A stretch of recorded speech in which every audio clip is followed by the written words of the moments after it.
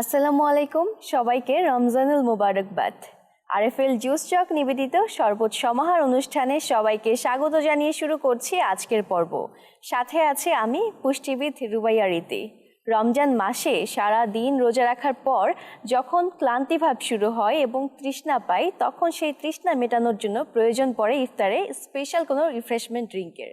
কেমন হয় সেই রিফ্রেশমেন্ট ড্রিঙ্ক যদি সুস্বাদু ও পুষ্টিকর হয়? দর্শক, আজ আমি আপনাদের জন্য নিয়ে এসেছি বানানা লাচ্ছি।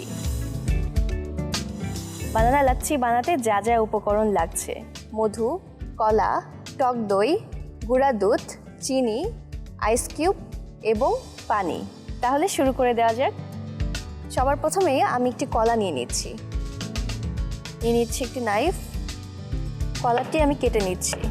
ব্লেন্ডার মেশিনে কলা দিয়ে দিচ্ছি। দর্শক, কলাতে আছে পটাশিয়াম এবং এতে আয়রন থাকার কারণে যাদের হিমোগ্লোবিনের মাত্রা কম তাদের ক্ষেত্রে অনেক উপকারী, আর যাদের কনস্টিপেশনের প্রবলেম আছে তাদের ক্ষেত্রে কলা অনেক উপকারী। এখন দিয়ে দেব একটু টক দই, 4 টেবিল চামচ দিয়ে দিচ্ছি। যাদের গ্যাস্ট্রিকের সমস্যা আছে তারাও টক দই খেতে পারেন, কারণ টক দইয়ে থাকা প্রোবায়োটিক এটি সহজে হজম করতে সাহায্য করে। এখন আমি নিয়ে নিচ্ছি একটু গুঁড়া দুধ। গুঁড়া দুধ দেওয়ার ফলে টেস্টের এবং ফ্লেভার অন্যরকম হয়ে যাবে। আমি 2 টেবিল চামচ মতো গুঁড়া দুধ দিয়ে দিচ্ছি। এখন আমি দিব চিনি। চিনিতে আছে সরল শর্করা। সারাদিন রোজা রাখার পর যখন অনেক বেশি এনার্জেটিক কিছু খেতে ইচ্ছা করে, তখন সেক্ষেত্রে আপনার রিফ্রেশমেন্ট ড্রিঙ্কে একটুখানি চিনি দিতে পারেন। 3 টেবিল চামচ চিনি দিয়ে দিয়েছি। এখন আমি দিব আইস কিউব।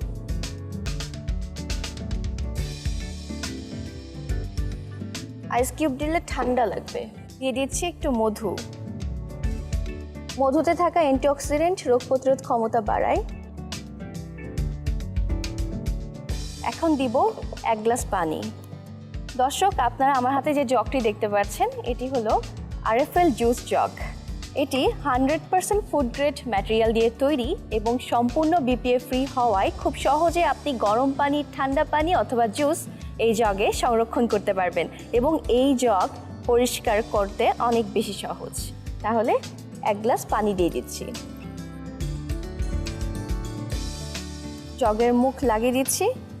এখন 3 থেকে 4 বার ব্লেন্ড করব।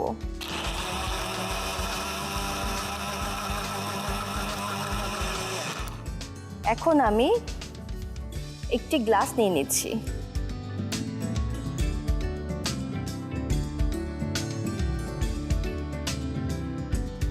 গ্লাসের ভিতরে চারপাশ দিয়ে মধু দিয়ে দিচ্ছি গার্নিশিংয়ের জন্য। যে কোনো খাবার শুধুমাত্র পুষ্টিকর হলেই কিন্তু হয় না, এর সাথে অবশ্যই গার্নিশিং ইম্পর্টেন্ট। তাহলে এতে করে কি হয়, বাচ্চারা খেতে ইন্টারেস্ট ফিল করে। আচ্ছা, এবার দিয়ে দিচ্ছি কিছু আইস কিউব। এখন আমি ব্লেন্ডার মেশিন থেকে বানানা লাচ্ছি সরিয়ে গ্লাসে ঢালছি।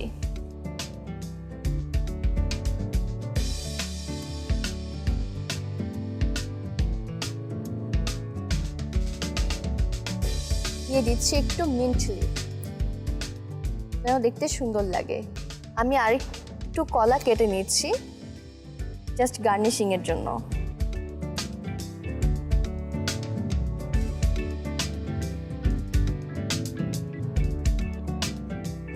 কলা কেটে একপাশে দিয়ে দিচ্ছি।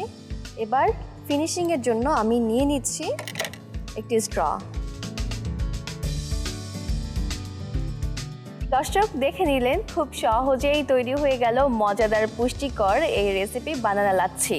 সো আর দেরি না করে ঝটপট বানিয়ে ফেলুন এই রেসিপি এবং পরিবেশন করুন আপনার ইফতার টেবিলে।